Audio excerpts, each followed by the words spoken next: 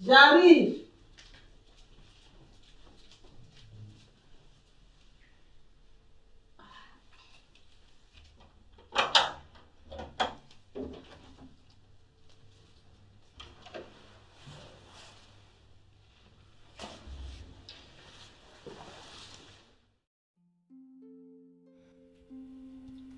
Tiens mon fils, ça va te faire du bien.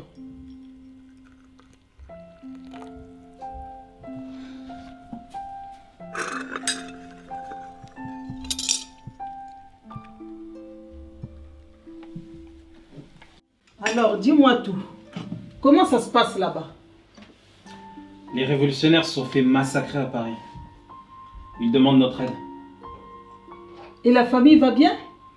Ouais, ils sont en bas. Demain, on va aux Pyrénées. On va voir leur chef. Voir ce qu'il a à nous dire.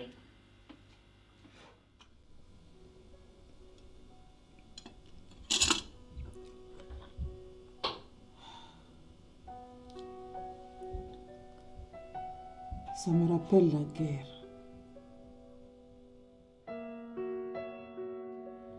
Qu'est-ce qui s'est passé à Kinshasa, maman? J'ai besoin de savoir. Qu'est-ce que tu sais? Que c'est une guerre que subit la RDC depuis 24 ans. Ou plutôt un génocide. Je vais faire de mon mieux pour te dire tout ce que je sais.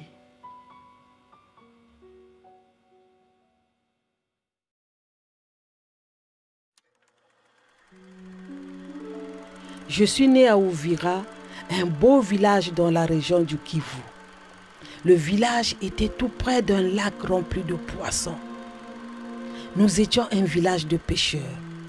J'ai dû fuir ma terre natale en 1994 avec le génocide des Tutsis par les Hutus au Rwanda. Après ce génocide, 2 millions de réfugiés Hutus fuirent vers l'est du Congo, RDC, dans la région du Kivu.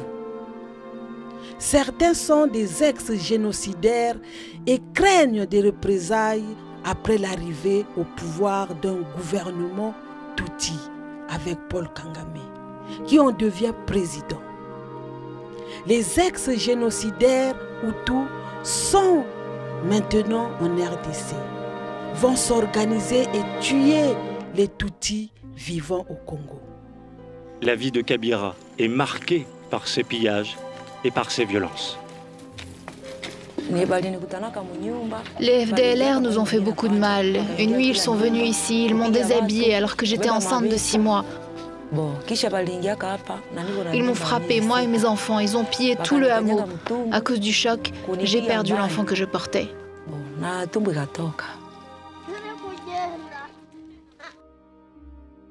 Je ne comprenais pas, alors j'ai fait mes recherches. Le Rwanda s'est allié à l'Ouganda avec la création de la FDL en 1996, l'Alliance des forces démocratiques pour la libération du Congo. Une milice composée de rebelles congolais contre le régime de Mobutu et de troupes rwandaises et ougandaises. C'est le début de la première guerre du Congo. 1996-1998.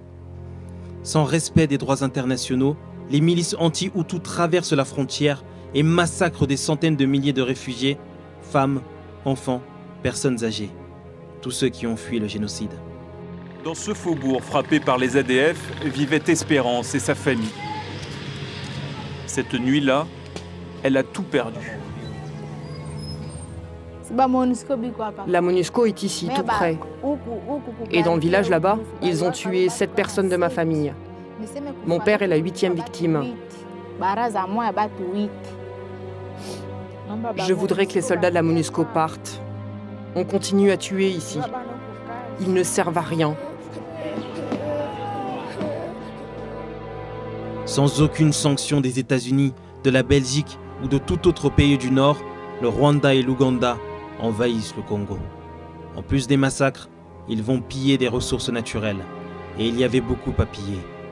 Diamants, cuivre, cobalt, uranium, métal, tin, tungstène, caoutchouc, ivoire. Mais surtout, du coltan.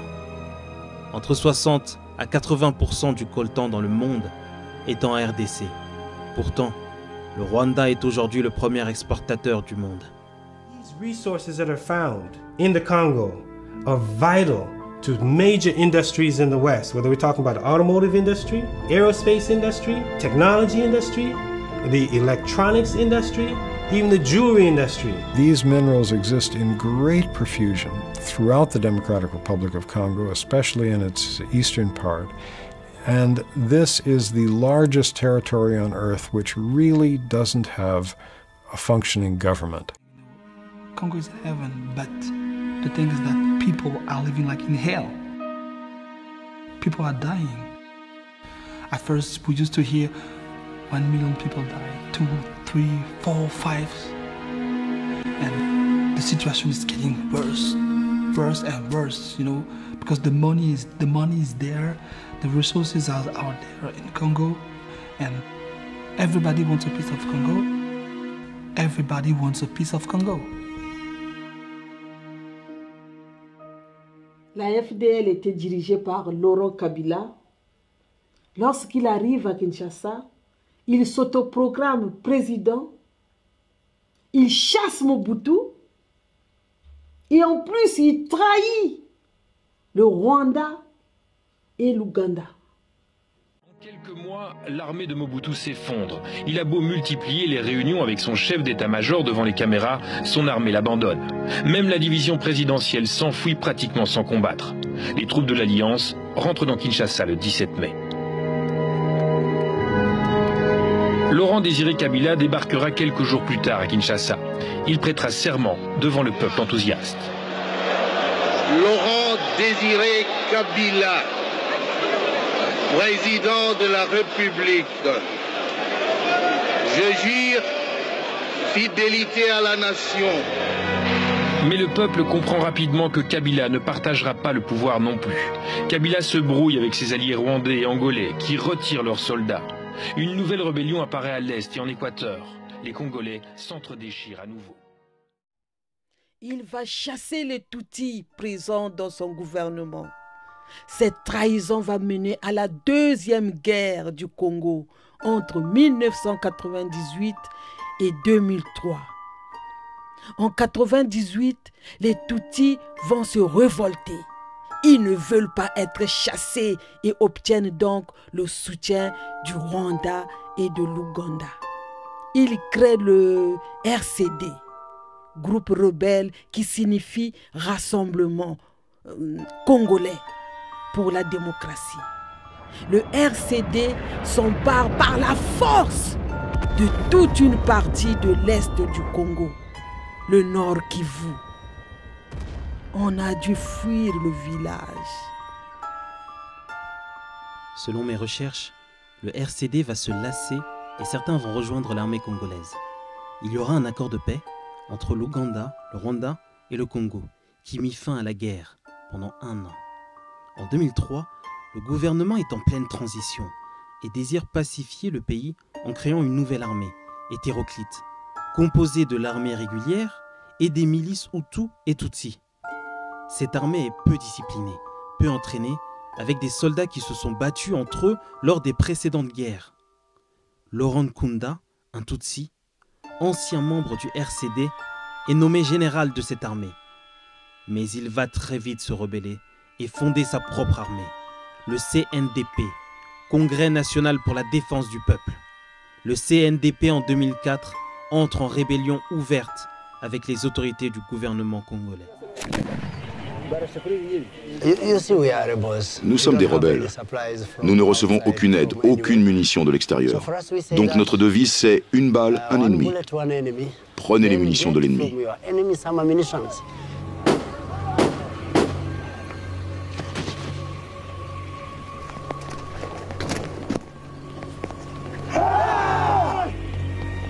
Laurent Nkunda dit vouloir protéger les Tutsis congolais du sort que connurent les Tutsis rwandais pendant le génocide de 1994.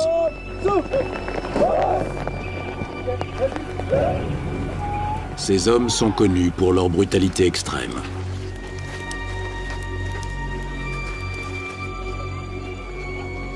Un mandat d'arrêt international a été lancé contre lui pour crime de guerre. Ces hommes sont accusés de meurtre et de viol sur la population civile et de recrutement forcé d'enfants soldats. C'est cet homme, ce présumé criminel de guerre, qui aujourd'hui est le gardien d'une espèce en voie d'extinction. C'était terrible.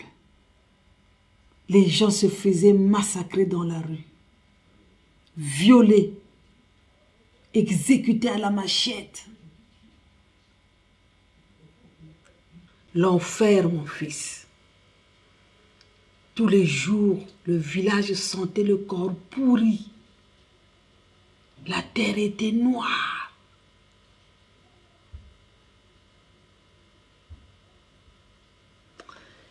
Je vais refaire du thé.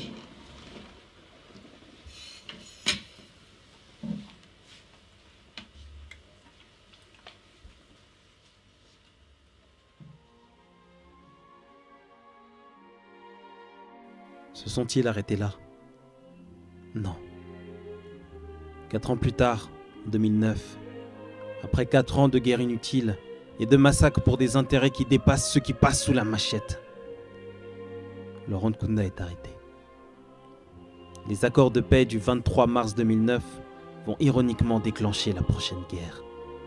Les combattants de Nkunda demandent la libération de prisonniers et le contrôle de 3 ministères en vue des prochaines élections présidentielles de 2011.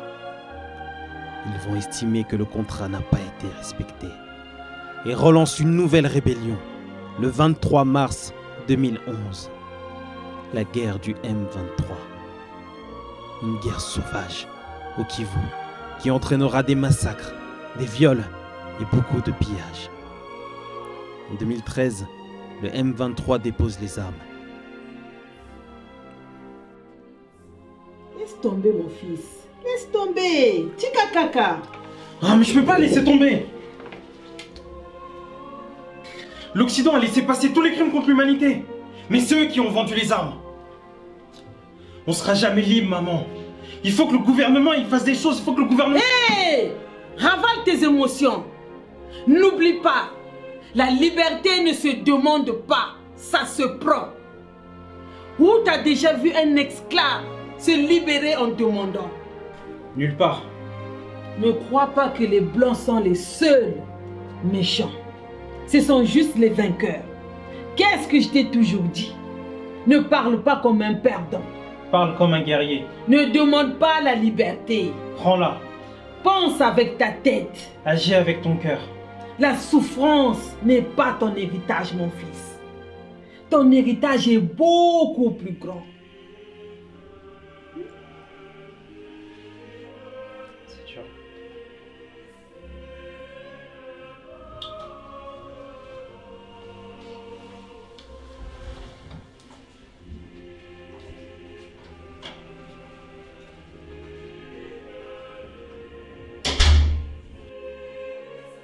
Depuis 1996 à aujourd'hui, on compte plus de 6 millions de morts, dont la moitié au bas âge. Depuis octobre 2019, des centaines de personnes ont été massacrées.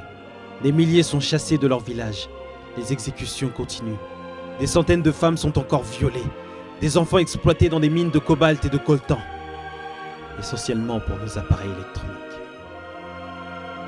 Des centaines de groupes armés sont encore actifs et gorgent de sang les terres du Congo.